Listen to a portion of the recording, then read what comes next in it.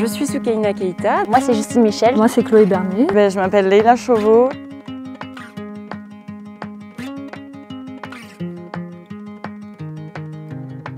Le département porte un projet ambitieux de requalification des belvédères du Maïdo. Ce projet vise à rendre accessible ce site à l'ensemble des visiteurs et l'ensemble des Réunionnais. Et il s'intègre de manière plus globale à une politique de mise en valeur des espaces naturels sensibles, également en tâchant de les préserver au maximum. Donc pour faire des travaux ici, on a dû faire une demande d'arrêter des travaux en cœur de parc.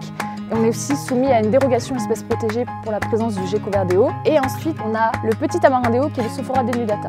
On a 2 espèces protégées, mais on va aussi essayer de sauvegarder des espèces patrimoniales, donc c'est des espèces qui sont indigènes. Et dans ça, on va avoir le branle vert, le branle blanc, le fleur jaune. On a aussi un peu d'ambaville. Quand je viens sur site, je dois vérifier que les mesures auxquelles se sont engagées les entreprises, elles sont bien respectées. De façon très concrète, on a des choses qui sont par exemple le repérage des espèces sensibles, on les balise pour les éviter.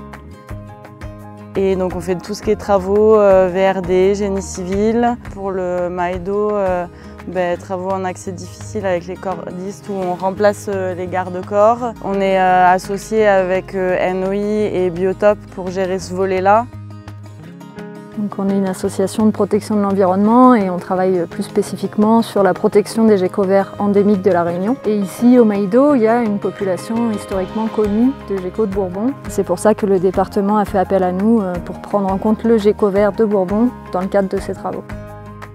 Souvent les femelles vont cacher leurs œufs dans les fissures, donc dès qu'il y a des petits espaces au niveau des garde-corps.